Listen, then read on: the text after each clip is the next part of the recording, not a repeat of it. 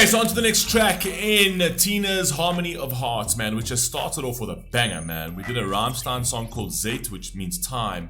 That was absolutely sensational. So if you're only joining us now, I suggest you go back one and start from there, because it is definitely one of the best Rammstein songs I've heard to date. Now, we haven't heard too many of them, but it has been absolutely fantastic. Moving on, we are now moving on to Zaz. Les Jardins des Larmes, I think it's Larmes, sorry. This means the Garden of Tears, featuring Till Lindemann. Now, the message over here from Tina is Zaz, so Isabelle Geffroy, is a French nouvelle chanson singer and songwriter who also uses jazz vocal styles. Till Lindemann is the lead singer and lyricist of the band Rammstein. Okay, so now we're actually literally expanding into different Rammstein things, which is great. Rammstein really impressed me with that last song, I must be honest. I've heard one or two before of his or of theirs, and I've thought like, nah, it's okay. But this last one, which I've never heard before, Zeit, was flipping sensational. So let's see what we got here with Zaz. For those of you who want to watch additional content, as you know, links are down in the description. You can click on that, go to the sphere. I will be placing more content there today. Let's rock and roll. Let's see what we've got over here. Zaz, let's go.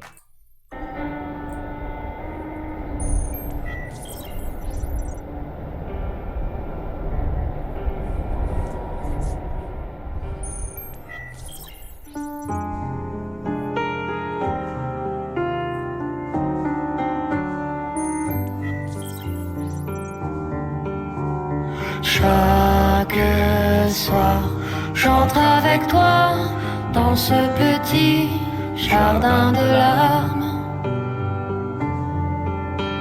Chaque nuit, je pose mon cœur dans ta poitrine de fleurs.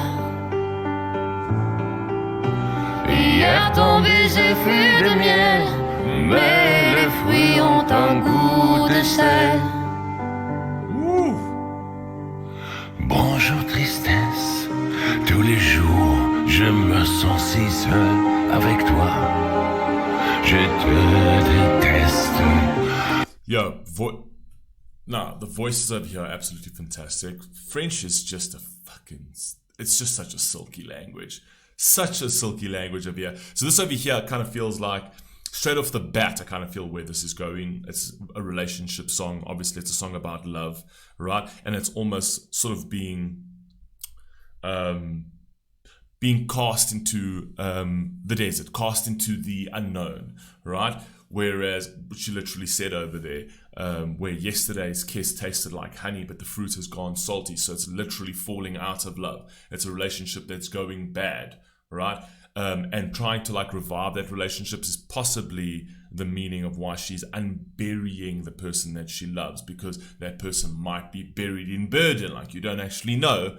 But I think that's the concept. I can already see it from the onset, but I might be wrong. Let's go. Je te déteste, mon amour. Oh oui, ta punition, c'est moi. Je suis triste toute la journée, du petit matin jusqu'au soir. Pas un rossignol pour chanter, et tout ça à cause de moi. La la la la la la la, pleure les hommes avec moi. La la la la la la la, pleure nos âmes tout bas. Chaque soir, j'entre avec toi dans ce petit jardin de larmes. Chaque nuit, je pose mon cœur dans ta poitrine de fleurs. Hier, ton baiser fut de miel, mais les fruits ont un goût de sel. C'est si calme dans le jardin des larmes. Wenn unter Sternen Nachtigallen sehnen. C'est si calme dans le jardin des... I like the saying of the nightingale yearn under the sun. Now, Florence Nightingale, obviously, as you know, was the lady in the lamp, or the lady of the lamp, essentially, and she would go and she would help people. I'm not entirely sure, was it, what was it, World War One, World War Two? I can't actually remember now the wars, but she would actually help soldiers. And she was the lady in the night that would travel around with the lamp, essentially. So it's kind of like literally saying, trying to find her way. So the nightingale. So it's kind of like they are trying to find their way in this relationship, essentially, which is very clever way to actually say that through the Garden of Tears, in terms of like this. There is now misery and tragedy. It kind of feels like a bit of a tragic ballad over here, which is quite beautiful, but it's been presented to you instrumentally and even vocally, and even from a cadence perspective. The whole tone of the track is being presented to you as something beautiful, right? But it almost feels like there's a mask to it. It almost feels like there is something that's veiling the beauty of this. And it's kind of saying that, yes, we are in this garden is absolutely beautiful, whatever else, but there's a hidden tragedy that no one sees, right? And that usually is kind of what, it's a great metaphor for a lot of people's lives. A lot of people can relate to that, right? Where out in public you are comporting yourself in a certain way, but people don't actually see the sadness of the relationship behind closed doors, essentially, right? That gets hidden away. And even the way, when he got out of the sand, he literally said, hello, my triste, which triste is hello, my sadness, right? Where he knows that she's just sad in this, right? There's an element of love, there's an element of passion, but yet there's an element of tragedy as well, where it's almost like the love that there is actually toxic for the relationship, essentially. Right? It feels like you're in the garden, but somehow it just doesn't work. These are just two opposing forces, right? That keep clashing together, right? And it gets to that point where it becomes too much, and what seems beautiful on the outside eventually starts showing its cracks. I don't know. That's at least my own perception on it, but you guys can have your own, obviously, interpretation of it. Let's go. Calme dans le Jardin des Larmes. Betrete ich mein kleines Reich der Tränen.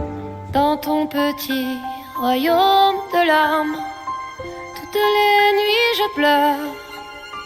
C'est aussi bon pour les fleurs que pour mon pauvre cœur. See, it's become completely and utterly toxic, essentially. So there was an underlying foundation of love over there that eventually got so toxic to the point that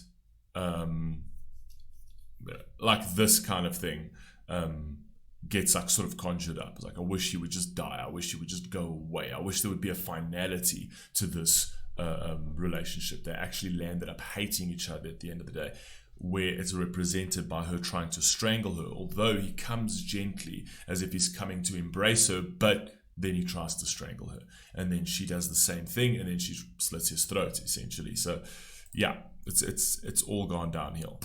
And now my volume just decides to go down for no reason sometimes.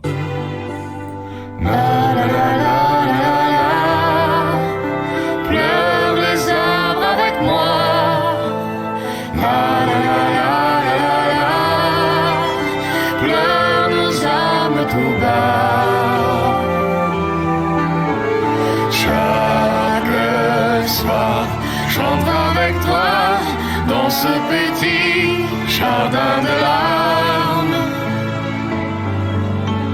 Chaque nuit, je pose mon cœur dans ta poitrine de fleurs. Hier quand les effets de miel, mais le fruit ont un goût de sel.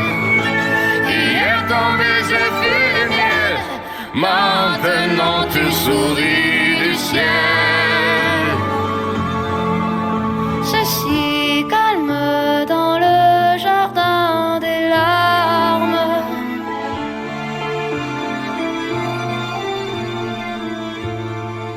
There's an element of regret over there, but there also isn't. It's almost like there's an element of regret coupled with the element of relief, right, that person's actually gone, right? So it started off as this very powerful, beautiful love affair, and then very quickly disintegrated into self-interest and hatred, to the point that this other person just needed to not only be cast out of their life, but needed to be disposed of.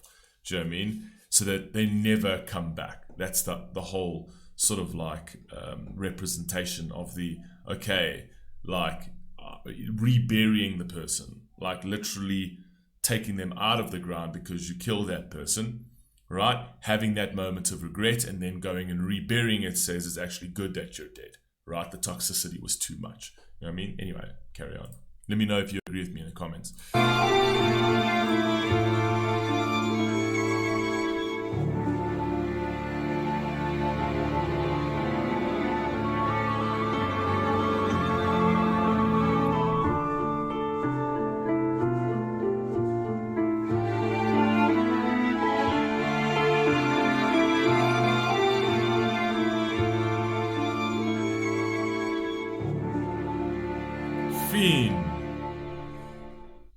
Beautiful song, man.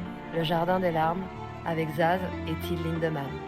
Directeur de la photographie. Denis Panov. Oh, this is just the Costume. credits. Shanoza Moradova. Yo, 2 beautiful songs so far, hey? 2 beautiful songs so far. That Rammstein Time was amazing, and this one over here was also flipping fantastic. Brilliant, brilliant, brilliant, brilliant. It's like, basically the whole thing was that it was just a crime of passion, right? It was beautiful in the Garden of Tears, up to the point that the tears were just too much, right? And we needed to get out of the garden, you know, and cast into the desert, into the cold harshness of the sand. But anyway, you guys let me know what you think down below, and I'll catch you on the next one.